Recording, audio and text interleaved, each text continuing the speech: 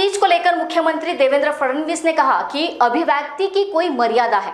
हमारे समाज में हमने अश्लीलता से कोई नियम तैयार किए हैं। यदि उसे कोई पार करता है तो उसके ऊपर बेशक कार्रवाई की जाएगी। देखा नहीं है, लेकिन बहुत भद्दे तरीके से कुछ चीजों को कहा गया है, प्रेजेंट किया गया है, ऐसा मुझे भी पता चला है, जो बिल्कुल गलत है। फ्रीडम ऑफ स्पीच सभी को है, लेकिन हमारी फ्रीडम वहां समाप्त हो जाती है जब हम किसी और के फ्रीडम पर इंक्रोच करते हैं, और इस प्रकार का इंक्रोचमेंट ठीक नहीं है। मुझे ऐसा लगता है कि अभिव्यक्ति इसकी भी कोई मर्यादाएं है। हमारे समाज में हमने अश्लीलता के भी कुछ नियम तैयार किए हैं। अगर उनको कोई पार करता है तो बहुत गलत बात है। अगर ऐसी कोई बात होती है तो उसके ऊपर कार्रवाई होनी चाहिए। कोई गठबंधन का विषय नहीं है, ये मेरी बिल्कुल पर्सनल इस प्रकार की मुलाकात थी। जिस समय मैं मुख्यमंत्री बना उस समय उन्होंने मेरा अभिनंदन किया था, तब मैंने उनको कहा था कि मैं घर पर आऊंगा। उस हिसाब से मैं उनके घर पर गया था।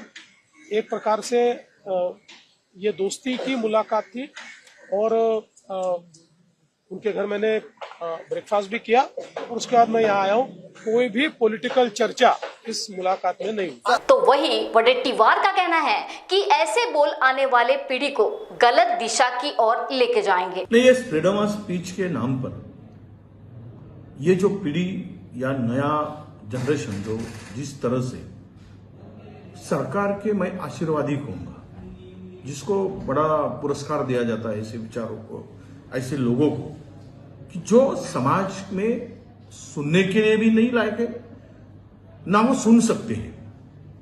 तो मुझे लगता है कि इस इंसान को ये एक मिनट भी ये इंसान बाहर घूमते हुए दिखने के लायक नहीं है, ऐसा मैं मानता हूं।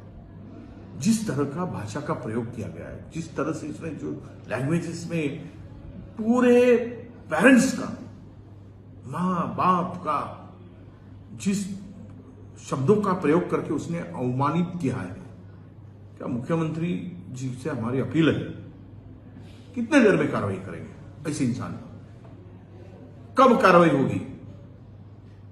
और ये शो बंद कर देना चाहिए। फिर दोबारा छोटे छोटे बच्चों पर इसका क्या असर होगा? वो क्या सुन रहे हैं, किस दिशा में इस देश को लेके जाना चाहते हैं? और मुझे तो प्राइम मिनिस्टर साहब ने इनको सम्मानित किया चुनाव के पहले, 2024 के पहले। ये सम्मानित करने के लायक है, प्राइम मिनिस्टर के साइड में खड़ा होने के लिए लायक है, उनके सामने खड़ा होने के लिए इनकी औकात है। ऐसे इंसान को अगर हम लोग सम्मानित करेंगे तो मैं बोलता हूं कि हिंदुस्तान की आने वाली पीढ़ी को बर्बादी की ओर धकेलने का काम होगा। इसलिए तुरंत कार्रवाई हो, ये हमारी मांग है। आप बॉस ने मीटिंग बुलाई। बाहर उठो बैठो। तकलीफ उठने बैठने की नहीं, तकलीफ बवासीर की है। बवासीर, फिशर, भगंदर, पाइलोनियल साइंस का आयुर्वेद तथा आधुनिक लेजर से उपचार। कॉल या विजिट करें www.pilesfistulacure.com।